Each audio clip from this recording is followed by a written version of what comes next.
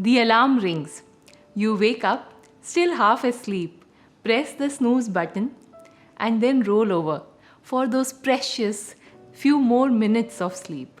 The alarm goes off again, and you get up, still groggy, to shuffle off and quickly get ready so you are not late for work.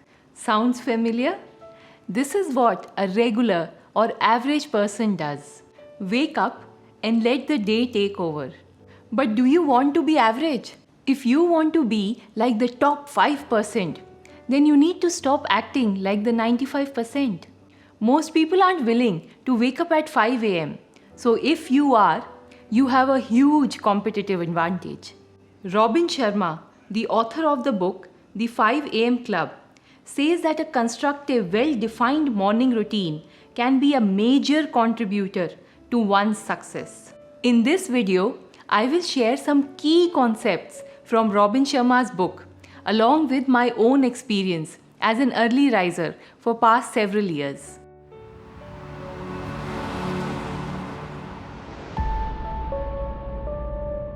Namaste. I am Gargi and you are watching The Aligned Souls, where we talk about mind, body and soul. Let's jump into the topic. Why 5 a.m.? The first question that comes to our head is, why 5 a.m.? What is so special about it? In the book, the author mentions that it's about solitude, a blissful lone time with oneself and enhanced focus.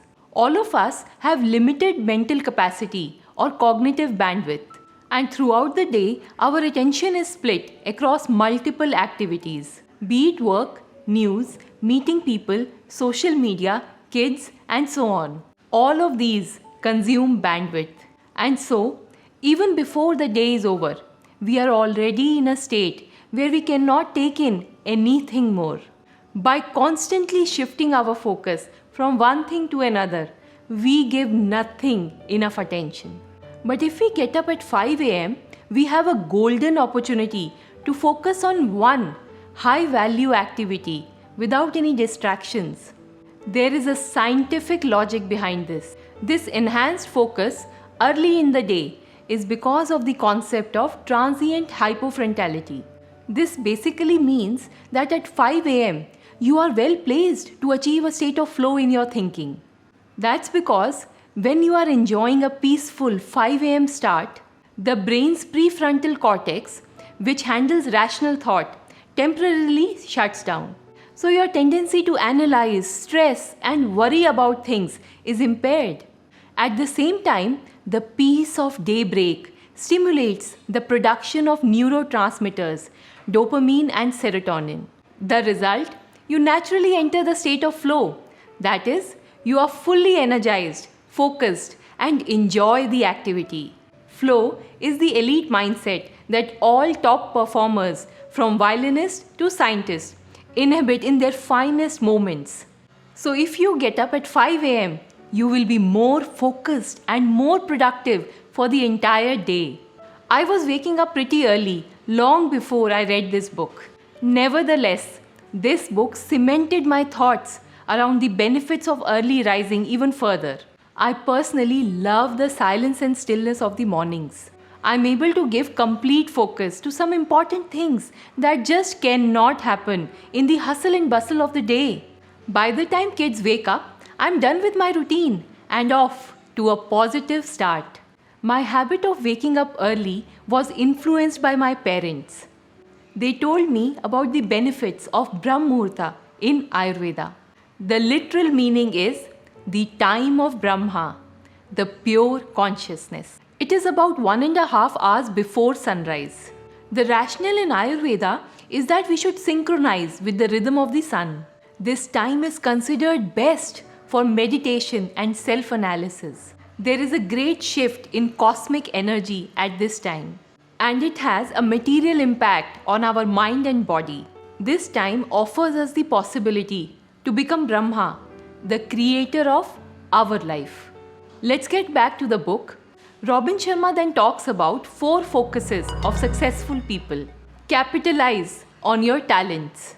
Many times we just give up, thinking that it's not our strength. We can't do it. we don't have the talent. The author mentions that the greatest people are not defined by their natural talents, but by the extent to which they capitalize on it. He says that self-discipline and perseverance delivers much more than talent and giftedness. It does help to have a gifted ability, but without diligence, one cannot move to the highest echelons. Focused work. We waste a lot of time in the day on hollow activities like scrolling through social media. He recommends that we focus and simplify. Concentrate on a few amazing projects rather than many good ones. And in day-to-day life, it means stripping out everything that distracts you from a relentless focus on what's more important. It could mean turning off notifications or to stop checking social media in between work. One of the frameworks that has really worked for me personally is this. As part of my morning routine, I identify 2-3 things that I need to get done during the day. While there may be 20 things that need my attention, I try to filter them down to the most important ones. I would then have them on my calendar. And while I'm on an activity, I try to keep the distractions away. Day stacking. Small things done daily are way more important and doable than big things done once in a while. Consider enhancing one skill or activity by just 1% every day. It's a small change, but over an year, it amounts to a staggering 37 times improvement. Personal mastery practice. If you want to be the best at your craft, be it medicine, design, art, engineering, or sport, you have to put in the hours. According to psychologist Anders Ericsson, a person must invest at least 2.75 hours of daily practice in a skill for 10 years for the first signs of an elite level of mastery to appear. Similarly, if you want to master yourself, you should spend the first hour each morning working deeply on yourself, your mindset, health, spirituality, and love. That brings us to the next topic, 4 interior empires. Giving attention to each of the 4 interior empires will allow you to master yourself and your chosen field. Mindset. Your deepest beliefs drive your daily behavior. Be positive in your outlook and deeply love yourself just the way you are. Your heart set is your emotional life and well-being. It's important because even with a world-class mindset, you can't deliver intellectually if toxic feelings are weighing you down. Next, give your health set, your physical health, some attention. Physical fitness ensures that our brains can operate at their highest level of cognition. Elite performers realize that every day becomes far better with exercise. It ignites your energy, reduces stress, and lifts up your joy. Your soul set is your spirituality. Too often, everyday life pulls us towards the superficial and the material. So take some time in the quiet moments of the early morning to remember who you truly are and meditate. The 20-20-20 formula. The author warns us that just rising at 5 a.m. alone won't do it.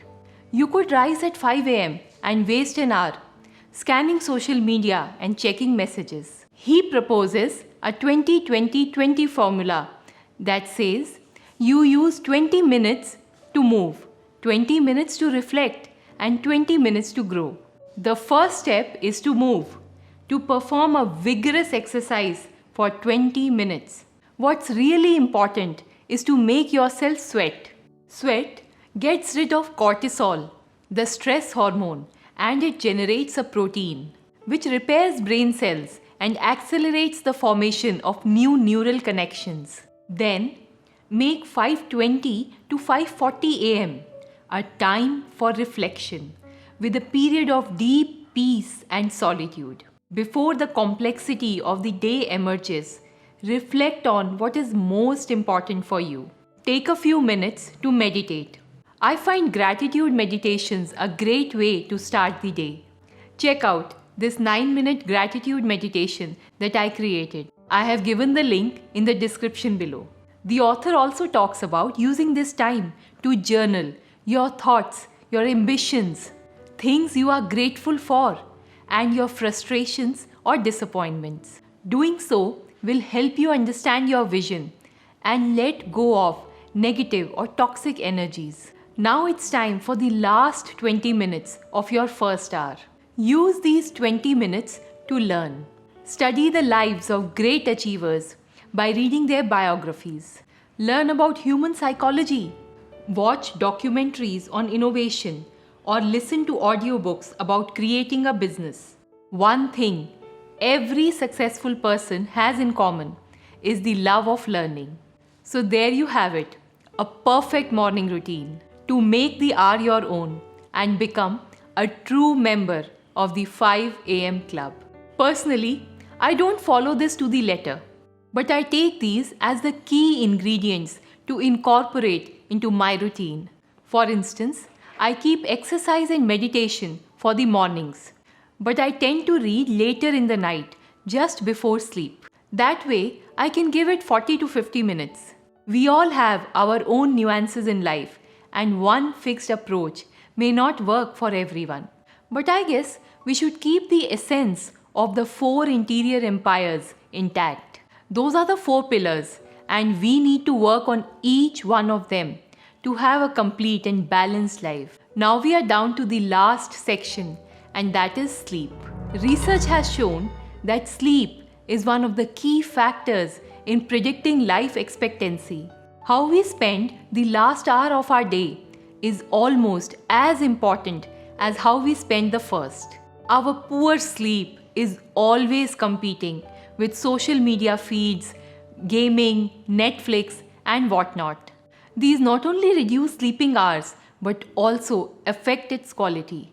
Blue light emitted by our devices reduces the level of melatonin, the chemical that induces sleep. Being in front of a screen before sleep prevents us from sleeping properly. I have a rule not to have any screen time after 8 p.m. I would rather spend the rest of the evening talking with loved ones, having a relaxing bath, or reading. I would then go to bed around 9 or 10 p.m.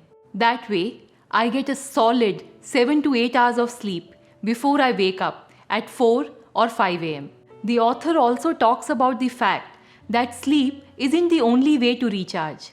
He recommends that we can oscillate between deep work followed by refueling through relaxation, recovery, and fun. He calls this the twin cycle of elite performance. Growth happens not just in the performance phase, but also in the recovery phase. Balance is important. My sincere thanks to the author for strengthening my belief in the morning routine. And I hope you too got some value out of this video. Thanks a lot for watching, and do subscribe to the channel for more videos on building a healthy mind, body, and soul.